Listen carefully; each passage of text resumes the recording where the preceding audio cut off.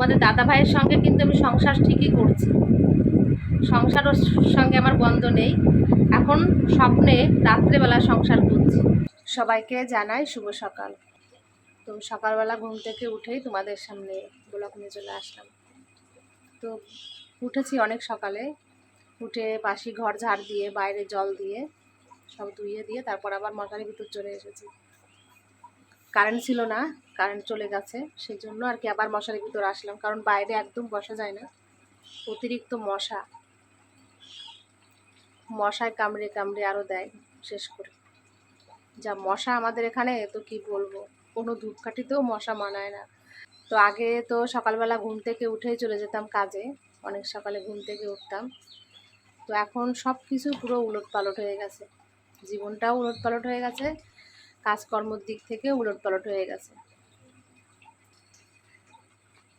তো কাজ কাম তো এখন আর কিছু নেই, আপাতত কাজ খুঁজছি, দেখি কি করতে পারি,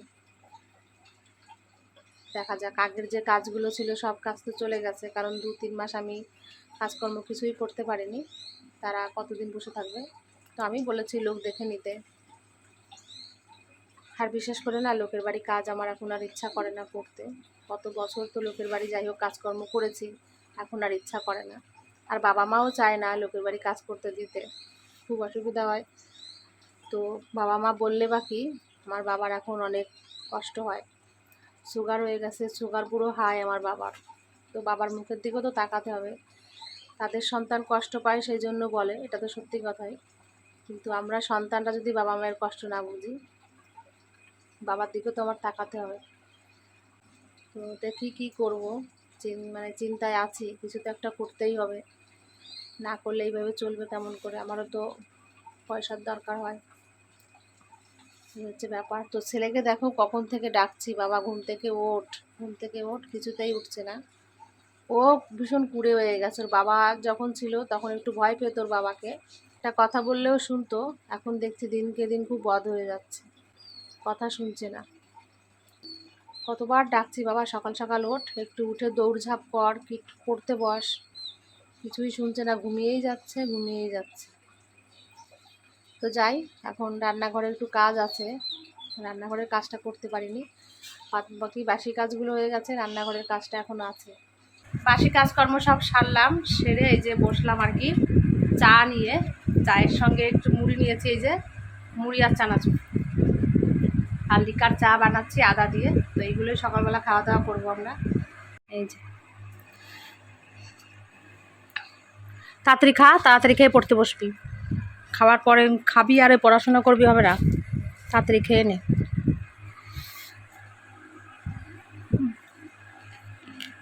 মা এসে বসেছে এখানে, দেখো মায়ের গলা কি হয়েছে, কথাই বলতে পারছে না, মানে তোমাদের দাদা ভাই চলে যাওয়ার পরের থেকে আস্তে আস্তে যাই হোক গলাটা ওরকম হয়ে গেছে, কোনো একটা কারণে হয়েছে আর কি। ঠান্ডা লাগছে তোমার, গলা ব্যথা হয়েছে না? ও ওই ঠিক হয়ে যাবে না আস্তে আস্তে, গলা দিয়ে আওয়াজই বেরাচ্ছে না। হ্যাঁ বলো। হুম হুম হুম ঠিক আছে, ঠিক আছে। আর কি লাগবে বলো তোমার? ঠিক আছে, ঠিক আছে, যা লাগবে বলবা। তো মায়ের নাকি গোপালকে যেটাতে হাওয়া দেয় ময়ূরের পাখা দিয়ে, তো সেটা ইঁদুরে কেটে দিয়েছে। তো মা বলছে বিরাটিতে যখন যাবি আমার জন্য একটা ময়ূরের পাখা নিয়ে আসবি কিনে, তাই দেখি যদি আজকে যাই তাহলে এনে দেবো ওটা। তো যাই হোক, এখানে যে চা বসিয়েছি, ছেলের সামনে যে মুড়ি দিয়ে আসলাম, তাড়াতাড়ি মুড়ি আর চাটা খেয়ে নেবে, খেয়ে পড়তে বসবে। চা খেলাম, এই চা মুড়ি খেলাম, খাওয়া দাওয়া করলাম এখন, মানে সকালবেলায় আর কি টিফিন। তো এখন যাচ্ছে একটু মায়ের কাছে, দেখি মা কি রান্নাবান্না করছে রাধা গোবিন্দের জন্য।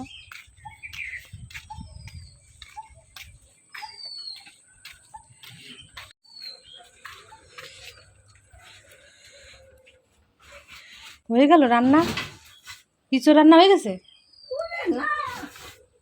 এটা কি ডাল? তো মা এই যে রান্না বান্না করছে এখানে, দেখো কাঠের জালে রান্না বসিয়েছে, অন্ন হয়ে গেছে, আর ডাল রান্না করছে, পায়রা মটর ডাল, আমাদের বাড়ির থেকে যে ডাল নিয়ে আসছিলাম মায়ের জন্য, তো সেই ডালটা রান্না করছে।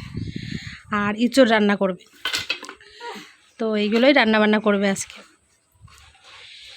এই গরমের সময় কাঠের জালে রান্না করতে সত্যিই তাই কষ্টই হয়, আর রান্না তো ভালো লাগে খেতেও, আগুনও খুব সুন্দর জ্বলে, কিন্তু কষ্টও হয়।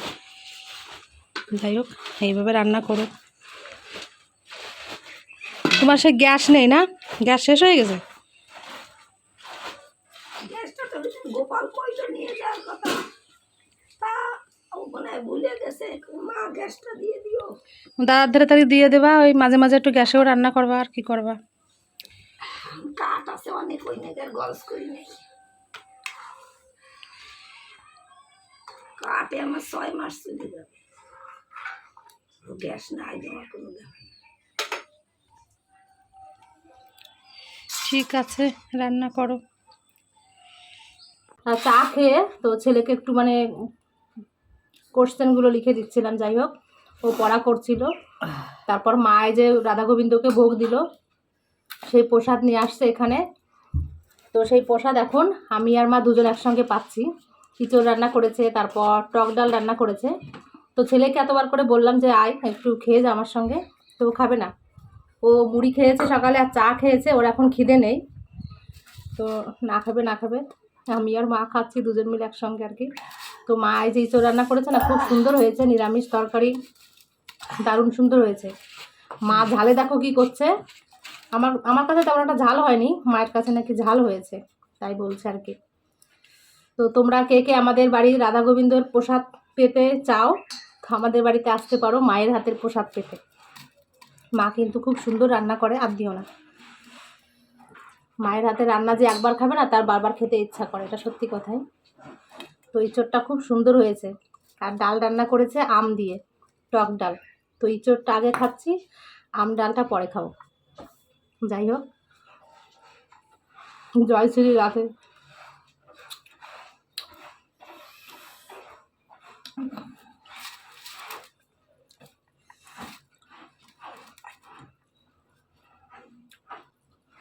ভালো হয়েছে ডাল,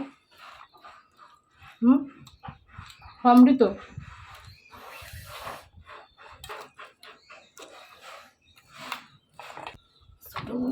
ও তোর কাছে টাকা নিতে চাবে না।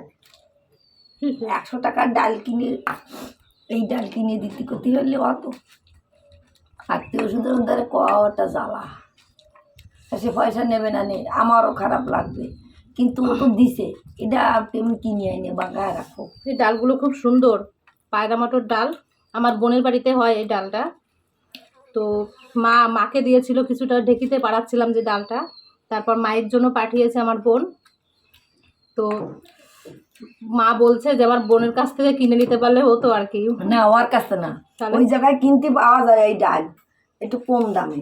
জিজ্ঞাসা করে দেখবা, পরে বললে হয়তো ভাববে কি মহিমা কইছে তো পয়সা নেই, আমারও খারাপ লাগবে, ওই জন্য বলতেছি না।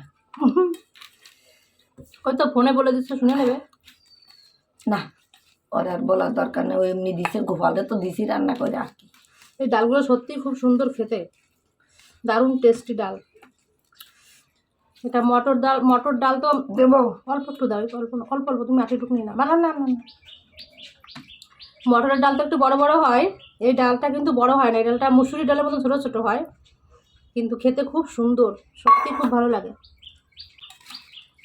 এই ডালটা যে একবার খায় তার বারবার খেতে ইচ্ছা করবে, এত সুন্দর ডাল।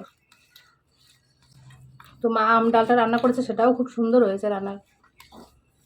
আজকে রান্না দুটোই ভালো হয়েছে। সকালবেলায় খাওয়া দাওয়া করে তার ছেলের কাছে বসে একটু ওর কোশ্চেনগুলো লিখে দিচ্ছিলাম আমি, ও যে পড়াগুলো পড়ছিল। তো ওইগুলো করার পর স্নান করলাম, তারপরে স্নান করে একটু ঠাকুর ঘরে গেছিলাম, যাই একটু প্রাণ নিয়ে গীতা পাঠ করলাম। এখন আবার এই যে এসে বসেছি, যা গরম এখানে কী বলবো। তবুও কি আমাদের এখানে একটু হাওয়া আছে, বিকালবেলায় প্রচুর হাওয়া আসে, অতটা কষ্ট হয় না। দাদাভাইয়ের কথা বসে বসে চিন্তা করছি, কারণ গরমের সময় ও সারাক্ষণ ওই বারান্দায় শুয়ে থাকতো, আর সে বিকালবেলায় উঠতো। বিকালে উঠে তারপর স্নান করতো, সারাদিন আর স্নান করতো না, বলে একদম বিকালে স্নান করবো। তাই মনে করছি বসে বসে, আর মনে করে কি হবে, যাই হোক। আর আজকে দুপুরবেলায় রান্নাবান্না কিছুই করলাম না, কারণ সকালবেলা মা রান্না করেছিল, মায়ের কাছ থেকে খেলাম। আর দুপুরবেলায় আমার ননদের কাছে আজকে নিমন্ত্রণ আছে। তা আমার ননদের মেয়ে জামাই এসেছে সে রাজস্থান থেকে। তো কালকে আমাদের বাড়িতে রাত্রিবেলা এসেছিলো, আমি একটু পনিরের তরকারি আর রুটি করে দিয়েছিলাম, ওরা সেটাই খেয়েছে। বলেছিল আমাকে ওটাই খাবে, তো সেটাই বানিয়ে দিয়েছি। আর আজকে মানে আমার ননদ আবার নিমন্ত্রণ করেছে আমাকে আর ছেলেকে। তো আমার ননদ তো এখানেই থাকে, ঘরটা মানে ভাঙছে, ঘরটা ঠিকঠাক করছে বলে পাশে আর কি ভাড়া আছে, তো সেখানেই যেতে হবে আমাদের। তো আমি আর ছেলে যাবো একটু বেলা করে করে আর কি, একটু 3-4টের দিকে ঠিক হয়তো বেরাবো, কারণ ওখানে প্রচুর গরম, ওখানে প্রচুর গরম। তো ননদ বলছে একটু লেট করেই আয়, ধীরে সুস্থে অসুবিধা নেই, তাই বলছি। তো দুপুরবেলা আমাদের রান্নাবান্না আজকে আর হলো না, আজকে এখানে ওখানে পুরো খাওয়া হয়ে যাচ্ছে আমাদের, এই আর কি। আর একটা কথা বলবো, তোমাদের দাদা ভাইয়ের সঙ্গে কিন্তু আমি সংসার ঠিকই করছি, সংসারের সঙ্গে আমার বন্ধ নেই। এখন স্বপ্নে রাত্রেবেলা সংসার করছি, প্রত্যেক দিন রাত্রিবেলায়। দিনের বেলা তো সংসার নেই আমাদের, রাত্রেবেলা সংসার। স্বপ্নে প্রতিটা দিন স্বপ্নে আসে, এটা ওটা হাবি যাবি এই সমস্ত স্বপ্নে দেখি। তো অনেক অনেক কথা তো মনে পড়ে সবসময়, সারাদিন এটা ওটা ভাবতেই থাকি, ওই জন্য স্বপ্নে দেখি আমি। আর কি করবো। এই যে আমি শাড়ি পরে রেডি হলাম, তো এখন যাব ননদের বাড়িতে, ছেলে আর আমি দুজন মিলে। মাকে বলেছিলাম যেতে চলো আমার সঙ্গে, তো মা বলছে থাক এখন আর যাবো না, পরে যাবো। তো এই যে ছেলে এখন রেডি হবে। তুই কি করিস বাবা এখন? হ্যাঁ, চা খাচ্ছিস? কি সর্বনাশ! ওই মিস্ত্রি কাজ করছে ঘরে, তাদের জন্য চা তৈরি করে দিল আমার ছেলে। তো ও একটু খাচ্ছে আর মিস্ত্রিকে দিয়েছে, দুটো মিস্ত্রি কাজ করতে এসেছে আজকে।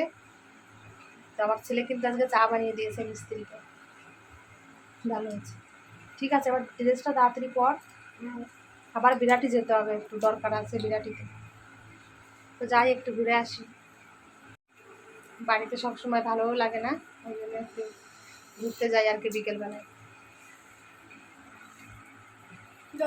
এই যে ছেলে আর আমি এখন বেরিয়ে পড়লাম, এখনও রোদ আছে।